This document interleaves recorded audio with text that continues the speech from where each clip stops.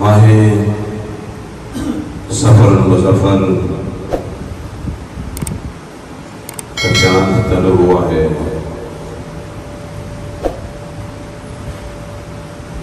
محرم شریف کے بعد دوسرا مہینہ سفر المظفر کا ہے۔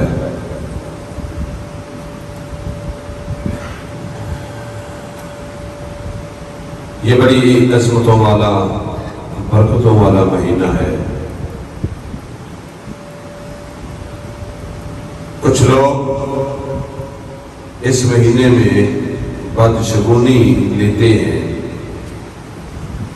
کہ اس مہینے میں بلائیں نازل ہوتی ہیں، مصیبتیں نازل ہوتی ہیں،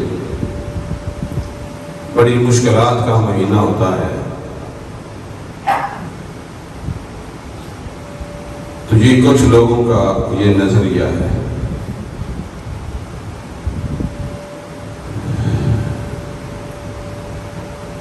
جب سے آمنہ کے لال صلی اللہ علیہ وآلہ وسلم کی جلوہ گری ہوئی ہے،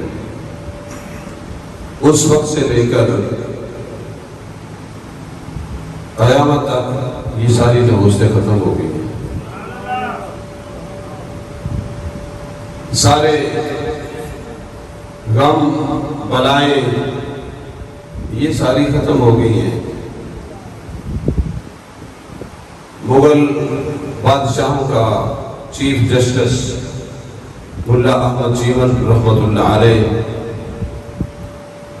آپ سے ایک شاگرد نے سوال کیا، کہتے ہیں کہ وہ شاگرد بھی مغل بادشاہ ہے۔ وہ سوال کرتا ہے کہ حضور میرا جی چاہتا ہے آپ کے ہاں آ کر رات گزاروں، مدرسے میں آ کر رات گزاروں جہاں میں پڑھا کرتا تھا۔ اب پڑھ لے کے بڑا ہو گیا ہوں، وقت کا بادشاہ ہوں، مغل فرما روا ہے۔ وہ کہتا ہے کہ استاد جی چاہتا ہے کہ آپ کے ہاں ایک رات گزاروں، آپ سے مزید فیوض و برکات حاصل کروں۔ تو ملا احمد چیمن رحمۃ اللہ تعالیٰ نے ان سے فرمایا بیٹا آ جاؤ۔ تو جب وہ آئے، رات کا وقت ہوا، تو وہ بادشاہ وقت جو کہ ایک استاد کے سامنے بیٹھا ہوا ہے، وہ کہتا ہے کہ حضور جس کمرے میں میں نے سونا ہے نا، اس کمرے میں روشنی کا اہتمام کیا جائے۔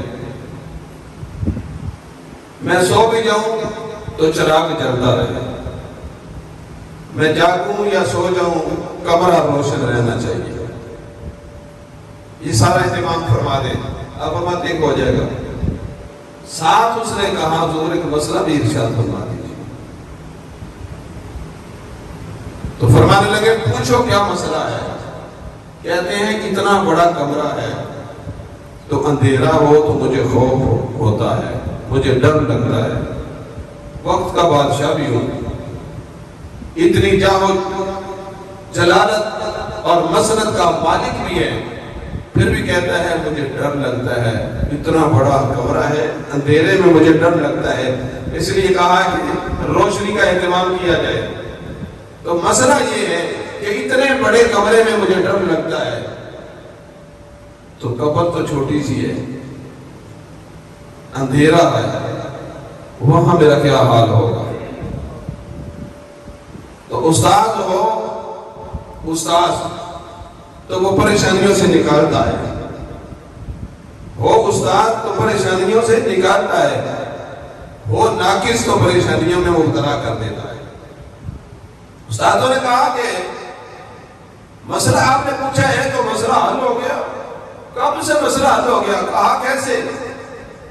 کہا عالم ارواح میں تھے حضور تو وہ جگہ نور اللہ نور تھی، حضور عالم شکم میں آئے تو وہ جہاں نور اللہ نور، حضور اس عالم شہادت میں تشریف لائے تو یہ جہاں نور اللہ نور، حضور مزار اطہر میں جب تشریف لے گئے تو زمین کا اندر والا حصہ نور نلا نور ہو گیا۔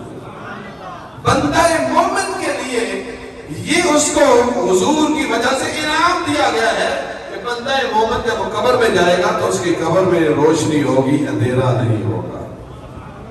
تو یہ چیف جسٹس ہے مغلیہ بادشاہ خاندانوں کے، تو اس میں یہ چیف جسٹس نے یہ فیصلہ سنایا، کہا بیٹا پریشانی والی بات نہیں، میرے مصطفیٰ جدھر دیکھتے ہیں نور نالا نور ہو جاتا ہے۔ تو جب حضور علیہ السلام نے آپ کی ولادت بعد سعادت ہوتی ہے تو اس زمین پر حضور نے قدم مبارک رکھا تو ساری زمین اللہ نے پاک کر دی، جبکہ اس سے پہلے یہ ماحول اس زمین کا نہیں تھا۔ ہر کوئی اپنی عبادت گاہ میں عبادت کر سکتا تھا، جو مخصوص انداز میں جیسے نماز آپ پڑھتے ہیں تو وہ اور جگہ وہ عبادت نہیں کر سکتا تھا۔ جب سے حضور علیہ السلام نے اس زمین نے حضور کے قدم اطہر کا بوسہ لیا ہے، حضور کے قدم مبارک سے زمین نے اتنا فیض حاصل کیا، ساری زمین شرق سے لے کر غرب تک، شمال سے لے کر جنوب تک، اونچائی سے لے کر نچائی تک، ساری کی ساری زمین پاک ہو گئی ہے۔ صرف پاک نہیں ہو گئی، بندہ پلید ہو جائے پانی نہ ملے تیمم سے بندے کو بھی پاک کر دیتی ہے۔ یعنی اس زمین کے اندر خاصیت حضور نے پیدا فرما دی، یہ طاہر بھی ہے، یہ مطہر بھی ہے، خود بھی پاک کرتی ہے، پاک ہے، دوسروں کو پاک کر دیتی ہے۔ تو یہ مصطفیٰ کریم جب سے اس کائنات میں تشریف لائے، نحوستیں ختم ہو گئی، بلائیں ختم ہو گئی۔ سرکار مدینہ علیہ السلام مدینہ طیبہ میں تشریف لائے ہجرت فرما کر، تو حضور علیہ السلام نے دیکھا وہاں پر وبائیں، بہت سخت وبا چلتی ہے، لوگوں کو بخار چڑھتا ہے، جان لیوا سا ہوتا ہے۔ حتیٰ کہ ہجرت کرنے کے بعد ایک صحابی رسول کو بخار ہوا تو وہ اسی میں شہید ہو گئے، اسی میں فوت ہوئے۔ تو میرے مصطفیٰ نے ہاتھ اٹھائے، یا اللہ مکے کو تو نے حرم بھی بنایا، وہاں تیرے خلیل نے دعا کی تھی، اس مدینے کو تو حرم بنا دے، یہاں تیرا حبیب دعا مانگ رہا ہے۔ تو مکے کو حرم بنایا ابراہیم کی وجہ سے، تو مدینے کو حرم بنا مصطفیٰ کی وجہ سے، تو اللہ نے دعا کو قبول فرمایا۔ ابراہیم علیہ السلام نے وہاں کے ثمرات کے لیے دعا کی، تو اللہ نے وہاں پہ ثمرات کے ڈھیر لگے ہوئے ہیں، آج بھی جو دنیا میں کہیں پھل نہیں ملتا وہ وہاں آج بھی ملتا ہے، مکہ المکرمہ میں ملتا ہے۔ تو حضور فرماتے ہیں اللہ کی بارگاہ میں میں نے التجا کی، وہاں پھلوں کے لیے دعا ابراہیم نے کی، وہ تیرا خلیل ہے، یہاں پھلوں کی دعا کے لیے ابراہیم نہیں، تیرا خلیل محمد مصطفیٰ ہے۔ تو وہاں پر بھی برکات، یہاں پر بھی برکات ہے، وہاں پر بھی نیکیاں ملتی ہیں، یہاں پر بھی نیکیاں ملتی ہیں۔ اس کو حرم بنانے والا خلیل اللہ ہے، اس کو حرم بنانے والا حبیب اللہ ہے۔ تو جتنا خلیل اور حبیب میں فرق ہے، اتنا ہی دونوں میں برکات میں بھی فرق ہے۔ حاجیو آؤ شہنشاہ کا روزہ دیکھو، کعبہ تو دیکھ چکے ہو، کعبے کا کعبہ دیکھو، اب کعبے کا کعبہ دیکھو۔ تو حضرت جی وقت سرکار دو عالم صلی اللہ علیہ وسلم کی جلوہ گری ہوئی، بلائیں ختم ہو گئی، وبائیں جاتی رہی، نحوستیں ختم ہو گئی، اس کا نام تھا یثرب۔ حضور آئے تو اس کا نام مدینہ طیبہ ہو گیا۔ امام مالک فرماتے ہیں کہ اب جو بندہ طیبہ کو، مدینہ طیبہ کو یثرب کہے، اس پہ حد جاری ہو، اس نے گناہ کیا ہے، اس کو سزا ملے گی، اس کو حجانہ کرنا پڑے گا۔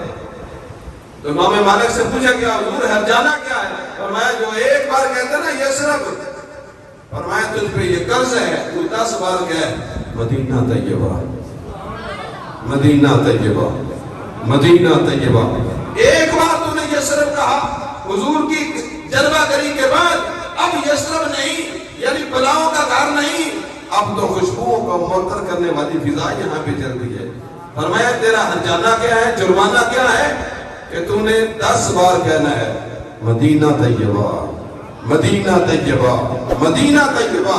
تو ساری نحوستیں ختم ہو گئی، یہ بات ساری اتنی ڈیٹیل کے ساتھ میں نے کیوں بتائی ہے؟ اس لیے کہ جن لوگوں کے ابھی بھی ذہن اس طرح کے ہیں کہ جو صبر کا مہینہ ہوتا ہے اس میں نحوستیں ہوتی ہیں، اس میں بیماریاں ہوتی ہیں، اس میں آسمان سے بلائیں نازل ہوتی ہیں، حاشا وکلا ایسا معاملہ نہیں۔ اس میں شادی نہیں کرنی چاہیے، اس مہینے میں شادی نہیں کرنی چاہیے، وہ توڑ نہیں کرنی، ایسا تو کوئی معاملہ نہیں ہے۔ حضور نے خود اپنی صاحبزادی کی شادی سفر میں کی ہے۔ اگر نحوستیں ہوتی تو حضور ایسا کیوں کرتے؟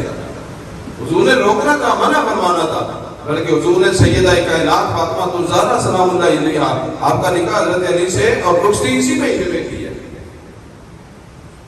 اب پتہ چلتا ہے کہ حضور کے فعل مبارک پر، حضور کے اس عمل مبارک پر پتہ چلا کہ حضور نے بتا دیا ذہنوں کو صاف کرو، یہ مہینہ نحوستوں والا نہیں، یہ برکتوں والا مہینہ ہے، برکات و حسنات والا مہینہ ہے۔